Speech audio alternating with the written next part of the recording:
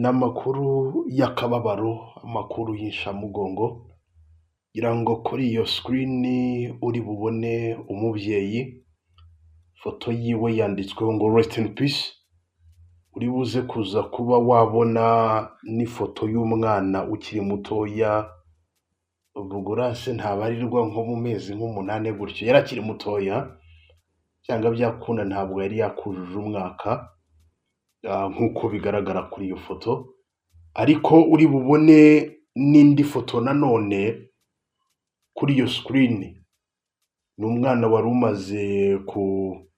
yaramaze gukura, nk'uko uriho urabibona, ni akana k'agakobwa kari nko mu myaka, ubwo urebye wagenekereza ni nk'itandatu gutyo, ndabona ari nko muri itandatu.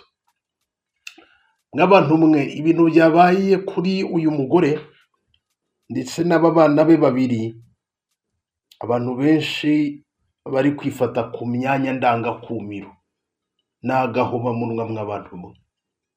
Hari n'abantu bari kuvuga ngo ahantu isi igeze igiye kurindimuka pe. Uyu mugore uri kubona kuri iyo sikirini, biravugwa ko yiyiciye abana be bagera kuri babiri, abo bana uri kubona kuri iyo sikirini. Abana uyu mugore yagiriye ku gise akabyara, ukuntu igise kiryana, kurera uburyo umwana aryoha, ariko biravugwa ko uyu mugore aba bana babiri yabafashe akabiyicira ku bushake, ibintu yateguye atari ukuvuga ngo ni agisida, mu rwego rwo guhima umugabo we. Yagenze gute? Bimeze gute? Mbere y'uko nkugezaho aya makuru arambuye, ndagusaba ngo utwandikire igitekerezo cyawe kuri aya makuru umaze kumva, utwandikire igitekerezo cyawe uko ubyumva. Ariko mw'abantu mwe, sinzi niba tukiri ababyeyi, tugomba gusubira ku gicaniro. Babyeyi, dusubire ku gicaniro, abana bacu tubahereza agaciro, ndetse n'ubuzima bwacu tubuhereza agaciro. Mutwandikire ibitekerezo, byagenze gute? Ni mu karere ka Gatsibo, umurenge witwa Muhura, akagari ni Mpamvu. Muri aka kagari, muri aka gace aya mahano yabereyemo, abaturage bamwe bahahamutse, abaturage bamwe bari kwibaza ibyabaye muri uyu muryango, bikabashobera uburyo umugore ashobora gufata abana be babiri akabica ari guhima umugabo. Nakomeje kuvuga ngo ari guhima umugabo. Uko guhima umugabo byaba byarakozwe gute? Ni urugo rwari rubanye mu makimbirane. Inshuro nyinshi inkuru z'imibanire z'imiryango nkunda kubagezaho, ikintu bita amakimbirane mw'abantu mwe, yababwira ngo mukirinde. Niba byanze mwegera ubuyobozi buhatandukanye, niba byanze buri umwe acukwe, kubera ko amagara nicyo kintu cya mbere, ntabwo ayorwa. Amagara, ubuzima, buriya baravuga ngo kuba umuntu ariho nicyo gishoro, kuba ari guhumeka umwuka w'abazima nicyo gishoro.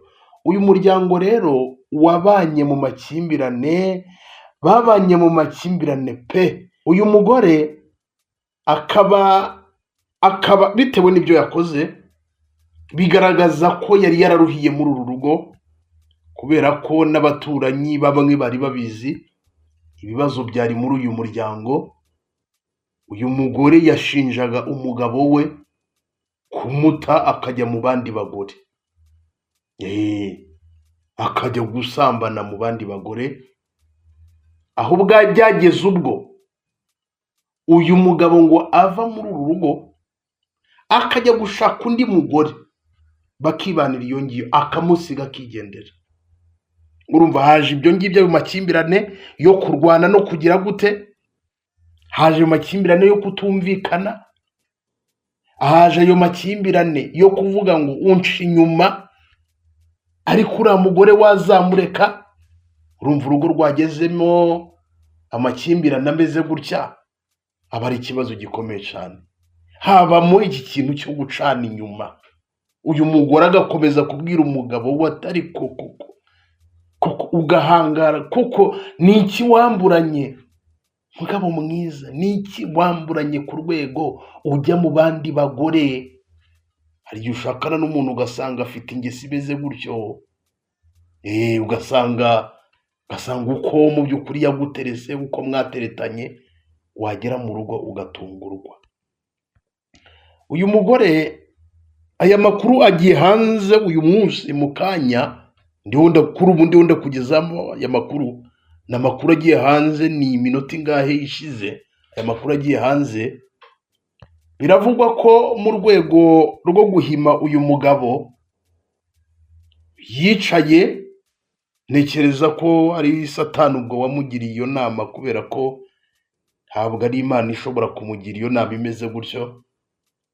Aricara aravuga ati ariko ubundi aba bana, ibi byana yansigiye, buriya nanjye reka nze nkwereke. Satani amugira inama ko agomba gushaka ngo ikinini cy'imbeba, yarangiza akagihereza abana. Niko koko byagenze.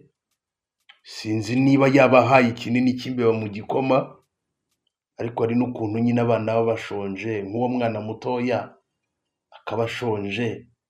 Buriya hari igisobanuro cy'umubyeyi, buriya umubyeyi umwana we amubonamo ibisubizo byose.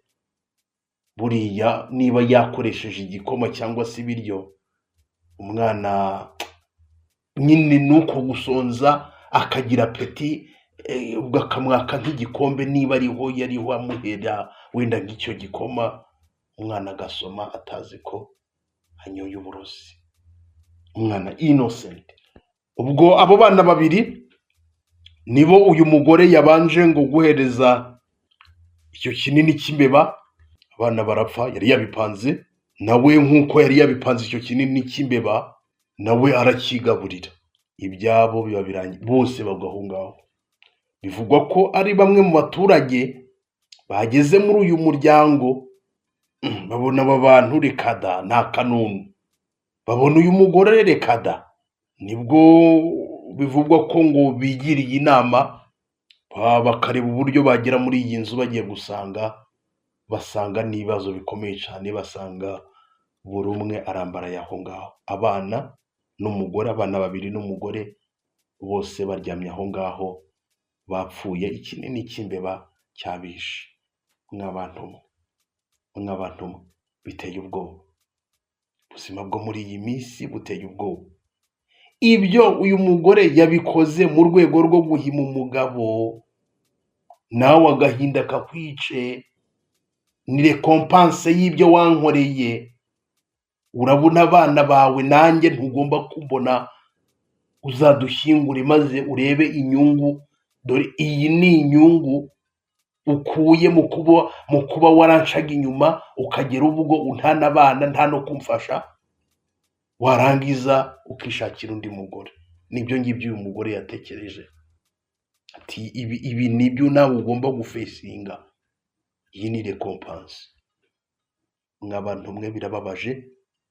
Uyu mugore biravugwa ko yananditse urupapuro, ndavuga ko umugabo we yamucaga inyuma pe, ngo yamucaga inyuma byo ku rwego rutavugwa. Urumva nyine aho bigeze, umugabo ava mu rugo akajya gushaka undi mugore, basiga urugo rurimo abana babiri, kandi uriya mwana mukuru buriya w'imyaka 6, 7 gutyo, ababibona nyine abanabyumva, akanavuga ati papa ariko se yagiye he, akabaza na mama we.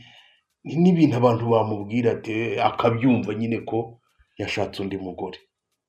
Mw'abantu mwe, benshi bari gutanga ibitekerezo, aho abantu benshi, nubwo nyine umuntu wapfuye ntabwo aba acyumva ibyo biba byarangiye ku isi, ariko bari kunenga uyu mugore ku rwego hari n'igihano bashobora guhereza umurambo gikakaye.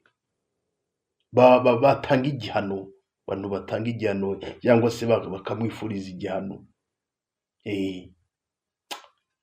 uburyo yafashe umwanzuro wo kwica abantu.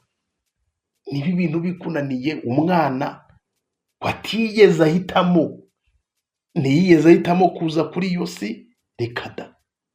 Niba ari umuntu mwashakanye ntimwumvikanye, ni ku giti cyanyu, murakuze, mubyaranye abana nta mahitamo bafite. Harya abana ubwo baza muri ibyo bintu gute? Abana bisanga muri uwo mwanda gute? Bisanga muri uwo mwanda gute babigendeyemo, abana bakaba victime? Hari ibintu umuntu adashobora kumva, uburyo ababyeyi b'iyi minsi hari niba twarahindutse ibicucu simbizi, cyangwa se niba dusigaye dufite satani tukimika satani, ntabwo mbizi.